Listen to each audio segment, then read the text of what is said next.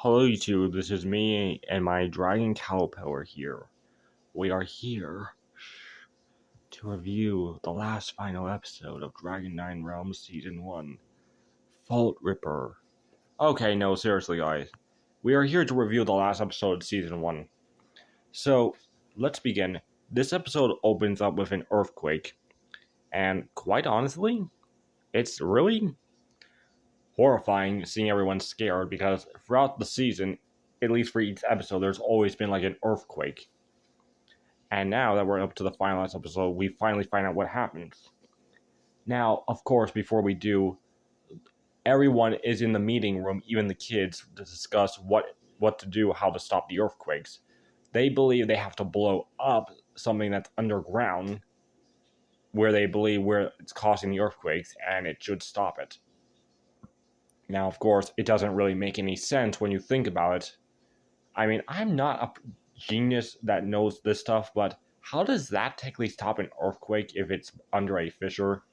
And also, if you're wondering why are they doing this, it's because if they don't do it, the whole entire fissure or that what they have built on top of it might actually collapse and fall into the fissure, killing them all, which they don't want that to happen.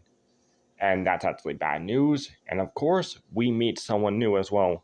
Olivia, old-time rival who they used to be in college with. Now, I can't remember her name off the bat, but still here. We'll get to more of her in Season 2, but she does come to help. And really, as it seems, these two have like an old rivalry together. But she is working with the Rape Corporation, and she is trying to find out what's going on. Now, nonetheless, sadly, it's a horrible idea because if this happens, it might actually close up the entrance to the hidden world. And sadly, Tom and the other dragon riders have to send their dragons back home. Goodbye, dragons. And they do.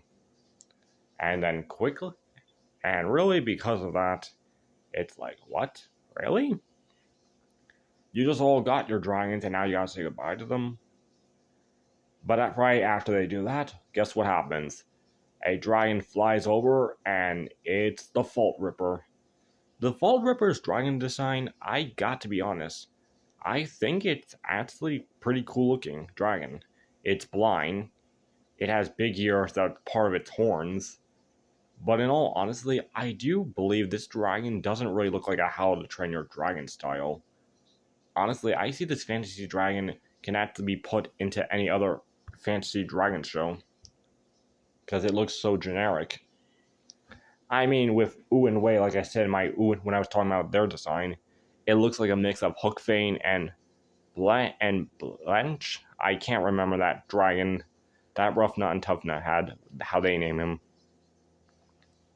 But nonetheless, Belch, well, that's one of the names for the heads. But nonetheless, for those dragons, also Plowhorn I definitely grew to like. But this dragon is cool looking, but still doesn't feel like How to Train Your Dragon style. But there are some elements to it, I will give it that. But nonetheless, what happens is that the kids now need their dragons in order to stop it. Because as it turns out, this Fault Ripper dragon has actually been digging tunnels by using its massive power just to drill right through, which that's explain the big holes and everything and all the earthquakes. So, because of this, they have to find a way to stop the Fault Ripper. And of course, they need their dragons. This is where we see the whole entire team now working together, bringing them. Both Tom and June are heading down by using the contraption the workers were planning to use to take it down and get the fissure and blow up the part where they need to stop the earthquakes they believe is at. D'Angelo helps by wheel them down using the contraption while he stays up. Now, of course, team members do come and see what's going on, and D'Angelo has to hide, which he manages to. Tom and June are able to get down, but Alex is staying right behind this time, sadly, and the dragons are now trapped behind an earthquake. Because as it turned out, the entrance to the hidden world has actually closed up, sadly. And Tom tries to beg as the dragon riders don't have their dragons. And by the time day comes, it's time to do it. And Olivia and D'Angelo's dad are both doing this. They don't notice it's this dragon, thank goodness, but it starts hitting them and actually starts attacking. They're in danger, and eventually Thunder and all the other dragons are able to break the wall as they were able to hear their dragon riders for help. So, once they do, they all get on and start working together to stop the dragon. And once this happens, Olivia and her are both able to escape back up to the Fissure Corporation. Now, because of this whole entire, before they went back up, Olivia did got a quick glance before she passed out, and it was actually she could see her son riding on Thunder, which will be something that will eventually play out later on, but still. When this all happens, Feathers is the only one that hasn't come because Alex is too scared to do anything. And all the other dragons are working together. Try to stop it, but eventually they lose Blast. Which it was a bit disappointment, but then when all hope seemed lost and they were all going to die, who came? Alex with her big Sonic Blast of Feathers ability. Which was really amazing. Now all the dragons are able to work together and eventually cause the dragon to fall down deep into the fissure, but takes Tom with him.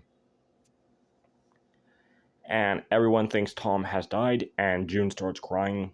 But then, to their surprise, Tom has come out of the fissure alive. He was able to break free, and Thunder's there as well, and everyone's happy. And all honestly, that is the end of the season, as they all go back up, with their dragons hiding again, pretending they were all in their homes, and they're back with their parents, all relief and happy. Unaware of really what has actually happened down there. The parents don't know anything, the secret is safe. And thus, they form Dragon Club, a true official club this time, as they put handprint symbols in the cave, and Thunder makes a scorch symbol of the strike class dragon. And this is what I was talking about in the very first episode. Tom calls in. He remembers the symbol, and he looks back at his Viking helmet. He goes back to his house and sees it, and what is it? The strike class symbol. And this helmet, of course, is Hiccup's, although with a few differences. Just remember, in the very first episode, when Tom was wearing it, he was wearing it backwards, so you couldn't see it unless you were paying attention closely. But got to say, that was pretty much an amazing twist right there. And a good way to end the season. Honestly, though, with my opinion with this season episode, this was really okay. But I mean, saying goodbye to all your dragons and all that, I wish they kind of all done that later on. There's a lot of things I want to say about season 1 and everything that has happened within this season, but I'm going to be waiting to do that later soon, because I'm going to make a special video all for that. My full thoughts for the whole entire season, and be going into detail that I haven't really went for any of the other episode reviews. So I hope you all did enjoy this, and until then, this is Judson Game 44, signing out. Until then, I will see you later. Bye!